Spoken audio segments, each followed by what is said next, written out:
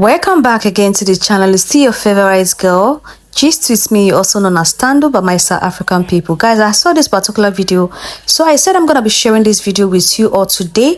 Please, as you're watching this video, give the video a thumbs up for me, like give the video a huge like. Subscribe to the channel if you've not, and turn on the bell notification so you can get notified whenever I post amazing content. This video is about a South African lady that's voiced out and said something about the white racists that have something to say about South Africans and their skin color. Watch this video and subscribe. A British-born man who has only lived in South Africa for 20 years has decided that he has the right to come here and tell African people what to do with their land. We don't even need to discuss the intricacies of colonialism. We don't need to get into that for you to understand that it's insane for a British man to come here and tell us what to do with our land because he feels like he is entitled to do so. White South Africans don't have the right to tell African people what to do with our land. You live here because your ancestors committed atrocities to the native populations. There is a huge difference between me and them. So you can't tell me that I'm not from here. We were moving around with no borders for decades, for hundreds of years before y'all came here and imposed your bullshit on us. We will not allow it. It doesn't matter how hard you try to convince us. It doesn't matter what argument you come up with. That British man needs to be deported. Hey, you. Give me your lunch money, man. oh, you think that's...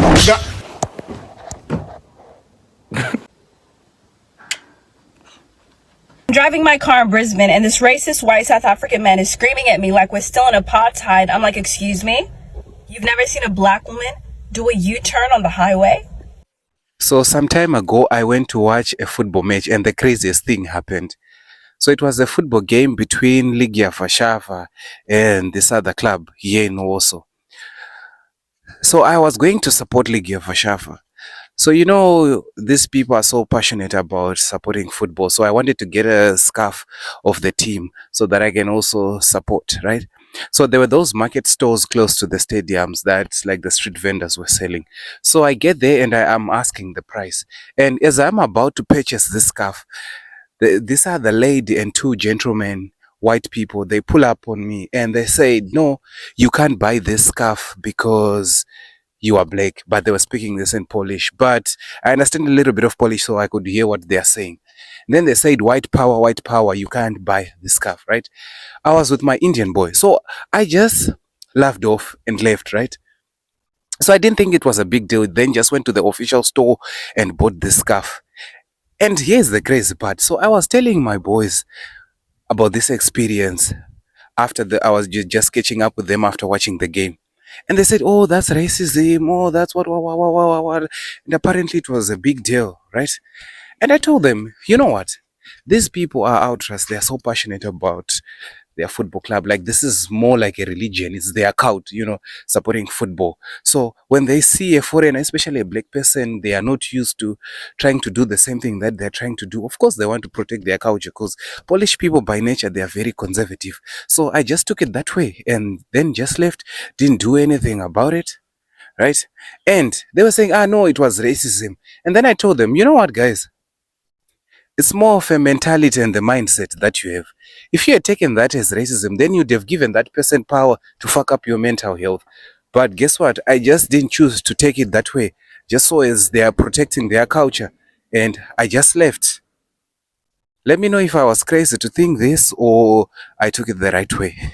I want to ask black people, how would you feel if white people held an event every year on the coast, the South Coast, Gulf Coast, and we called it White Beach Weekend?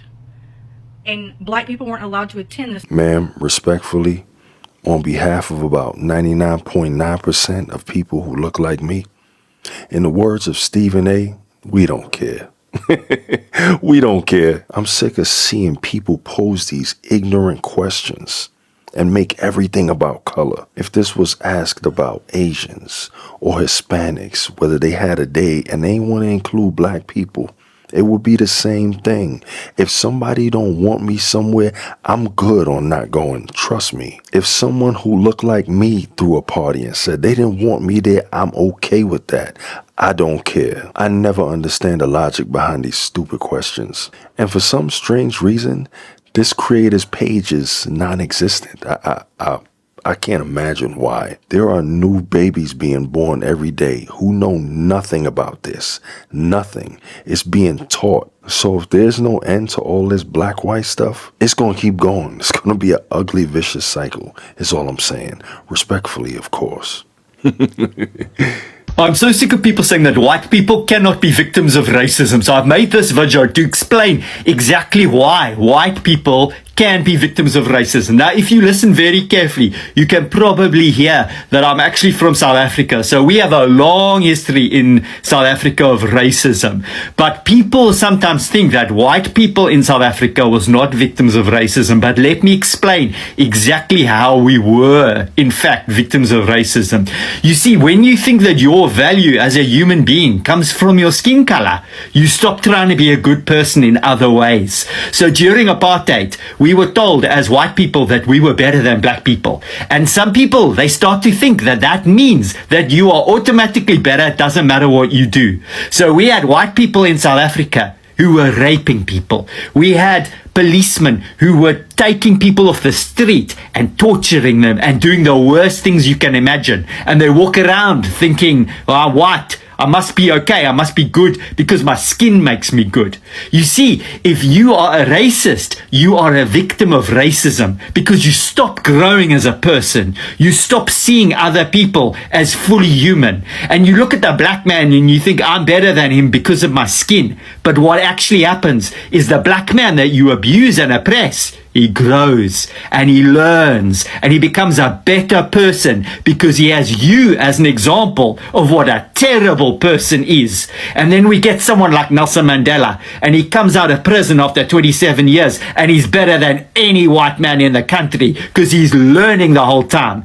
And the white racist sits there and thinks, I don't have to learn because I'm white. I'm automatically good. And you become the biggest victim of racism. You become a fucking idiot. So all my white brothers and sisters, man, we've got to get rid of this racism. We are not growing as people. We are not becoming the people we should be because we think that our value comes from our skin color and not from the way that we treat other people. Do not be a victim of racism. Do not be a racist. People are people. They can't be separated. You stay here. You stay here. You are white. You are black.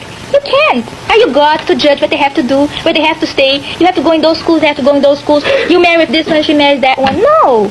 No, it's not a question of who is God and who's going to judge, but it's a civilization against the civilization. After all, it is the white South Africans that have built up South Africa to where it is now.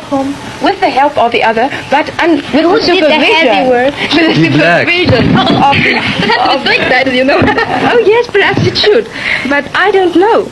After all, it's not fair to think that South Africans should just quit all their good work right here. For instance, I couldn't tell what is going to happen in future, but I think for the present time, there is no other solution. For what would you think? Well, I think that people have the right to live as they want to. I think you can't put a barrier between people. Let them go and do as they wish to. If they want to go to your schools, let them. They don't want to, okay. There are black Africans who culturally use their 4C hair to degrease pots. Guys, who lied to this woman? Oh, who told her that? Or did she just make this up? To degrease pots? And she was even being so serious. Most times I ask myself, does these things really do happen to Africans? But seeing some videos, these videos are convincing me to believe that there are those, white palm colored people that go about trying to, make the black people feel that they are unsafe or their black skin is nothing to write home about. But let me know your thoughts in the comment section because I wouldn't want to be the only one to talk about this. I want to hear your own opinion in the comment section. Please comment below, like this video and share. Comment and tell me what you think about this video.